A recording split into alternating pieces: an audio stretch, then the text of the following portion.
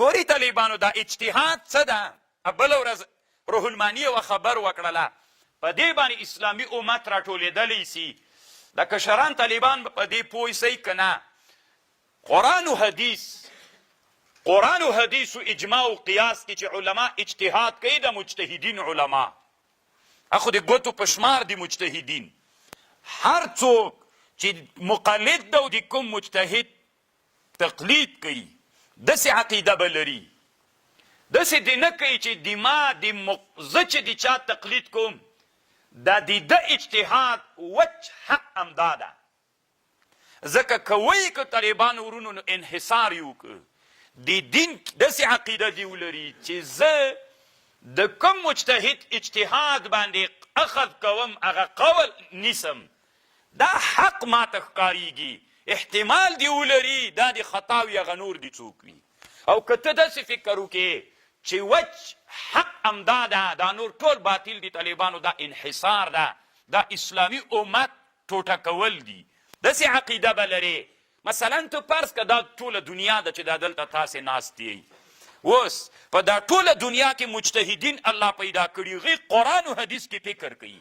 یو مسله راباسي نو که ته داسې چل وکړې چې دا ته د چا تقلید کوې داسې ووایې چې د ده اجتهاد چې په څه شیانو کې کړی حق همدا ده نو خو دین دې په چا کې منحصر که د خپل مجتهد په اجتهاد کې د دین منحصر که نو خو بیا نور مجتهدین څوک سول هغه نو چې ته حق سولې نور مجتهدین څوک سول په باطل سول اسلامي امت تا ټوټه که که نه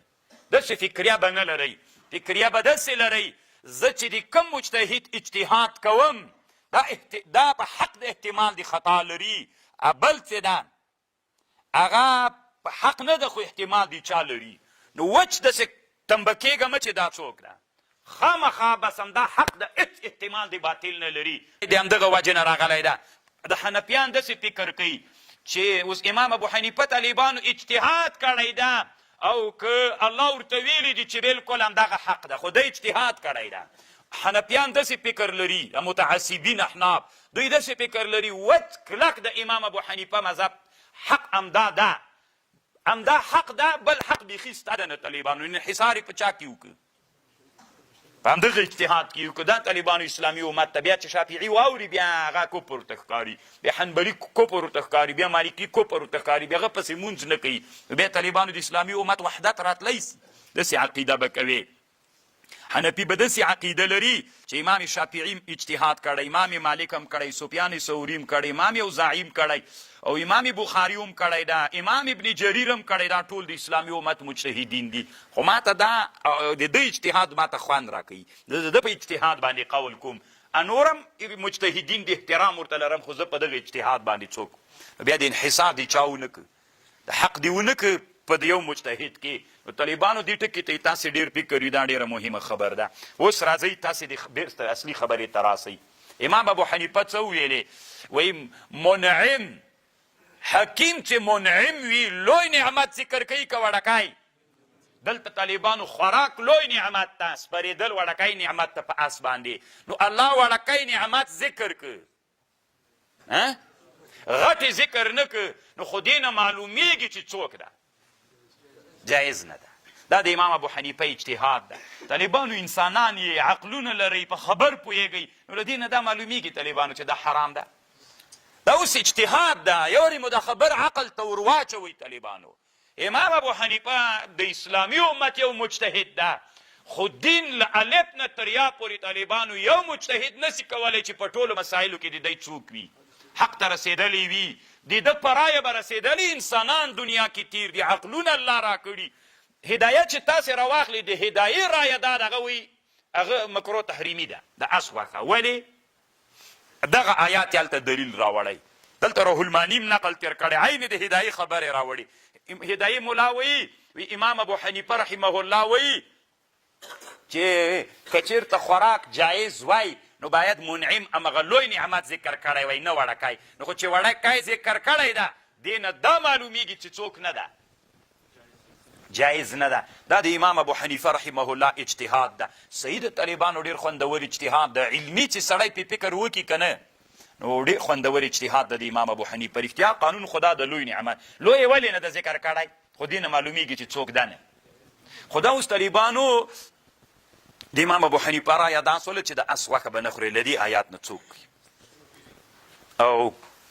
هغه وایي څه ورته وایه نور علما دي موږ خپل صاحبین نیولې صاحبین مجتهدین دي ګورئ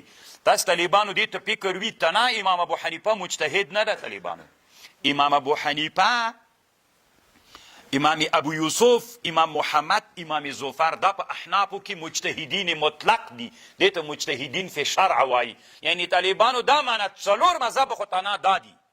لکه څلور نفره سو د هر یو ځان ته مذهب ده ښه بیا ولې ټولو ته څوک وایي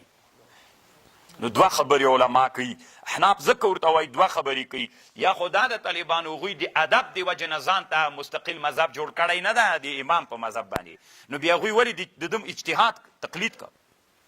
کله جایز د طالبانو سي امام ابو حنیفه چې مجتهد سي امام ابو یوسف هم مجتهد سي امام محمد هم هغوی ته کله تقلید جایز ده نو دا تقلید نه د طالبانو دا له باب د موافقه د اجتهاد د مجتهد له اجتهاد د مجتهد سره د طالبانو دا جواب خبر پوه شئ کنی اوس امام ابو حنیفه ته د امام ابو یوسف ته د امام محمد تقلید ګوري جایز نه ده دې ته هم فکري اصول فقه مسله ده دا د اسلامي امت اجماع ده چې مجتهدینو ته نن وروسته خبر بیا هم را روانه ده تقلید طالبانو د ړانده کار ده یو سړی چې خپله مجتهد په خپل اجتهاد باندې بځي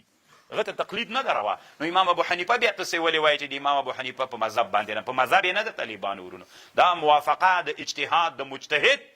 له اجتهاد د مجتهد سره له دې بابه ده خبر پوه شولئ نو طالبانو نور مجتهدین علما وی چې نه د اس غوښه څوک ده جایز ده طالبان روح المانی وی د تاسې هر څه چې وي خپل کار مو ده وی زه چې ځان سره فکر کوم آیات چې په حرمت د اس د غوښې راوړل سوی ده دا طالبانو وی څه خبره شته پکې او چې کله تعارض راسي وی زه میلان حل ته کوم د علامه شهاب الدین آلوسی رحمه الله رایه ده د طالبانو ورونو وی زه د حل خبره کوم د حرمت خبره نه کوم اوس ګورئ طالبانو ورونو تاسې چې لږ ارتقا راوکئ بیا پوهیږئ موږ ته طالبانو الله خو داسې نه دی ویلي چې موږ ته الله داسې ویلي چې دنیا کې ژوند کوې نه پوهېدلی دی مجتهد څوک به کوې دا خو نه دی راته ویلي چې الف نه یې پورې د چا تقلید کوه تنا د یو مجتهد ته ما ته ویلي تقلید وکړه دا ټول مجتهدین دي له دې سره چې داسې دي ما ته ویلي د دوی خبر به منې ته به له ځان خبر نه کوې خو دا خو نه دی راته ویلي چې له الف نه تر یا دې ومنه دا یې کله راته ویلي او دا نن طالبانو غیر مقلدین دا سوال هم کوي او دا رښتیا ده ما ته د تقلید امر کړی نه د چا نه د تعیین دا مصلحت ګرځول سوی طالبان اوس خبرې ته غوږ شه روح المانی طالبانو ورونو دی وایي روح المانی یو وارې جمهور علماو مذهب سو یو وارې د امام ابو حنیفه سو امام ابو حنیفه څه وایي ناجایز ده جمهور څه وایي د اس غوښه اوس روح المانی طالبانو دی وایي زه د امام ابو حنیفه تقلید نه کوم دلته زه د جمهورو تقلید کوم مقلد ده په دې مسله کې که غیر مقلد تاسې دې ته غیر مقلد وایي و که نه تاسې تقلید ته نه دې ته وایي چې د امام صاحب تقلید چا وکړو دا مقلد ده که د بلې وکړو غیر مقلد اوس دغه روح المانی په دا نن درس کې طالبانو مقلد پاتې شو که غیر مقلد ده دی وایي چې جمهورو مذهب حق ده ما ته هغه حق ښکارېږي زه چې آیات کې فکر وکړم له دې نه حرمت نه معلومیږي نور دلایل و احادیث هم راوړي دي نو هغو نه چې کوم حق معلومیږي وایي زه څه وایم چې د اس غوښه پاکه ده نو چې پاکه سوله طالبانو ورونو تاسې راته ووایي زی مقلد پاتې سو که غیر مقلد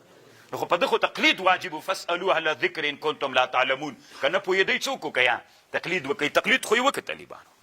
خو څوک پرې باندې تعین یې ونه کړ که نه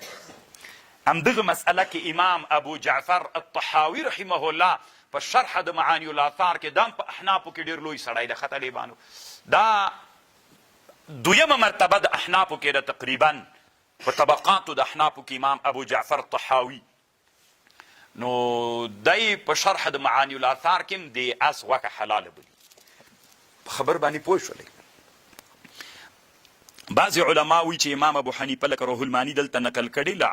عمادیې په نامه کوم کتاب نه چې امام ابو حنیفه 3 ورځې د خپل مرګ نه له چا نه ګرځېدلی ده له خپلې رایې نه ګرځېدلی ده نو اگر چې هدایه خو وایي چې مکرو تحریمي ده بعضې فقها یې مکرو تنزیحي بولي ما نه که څوک پوښتنه وکړي طالبانو زه د ما رایه داسې ده چې که چېرته اس روغ جوړ باید حلال نسي د غوښې دپاره هسې خلاف الاولاد طالبانو کراهیت تنزیهي ده پکې او که یو وارې اس مړ کېده موټر وهلی بیا طالبانو بله لار نه سره بیا هلته غوښه کې هېڅ کراهیت هم نشته ده خبر پوه شو ځکه الله عز وجل که بالفرض د اس مکرو بللی وي یا د دې په خاطر چې اله د جهاد د تقلیل د الې د جهاد راځي چې موټر وهلی مړ کېږي مریضي بیا چې حلال کې هغه خبره بیخي راځي نه د ما خپله رایم طالبانو دغه رایه ده فلکم الخیار طالبانو کتابونه په مخ کې پراته دي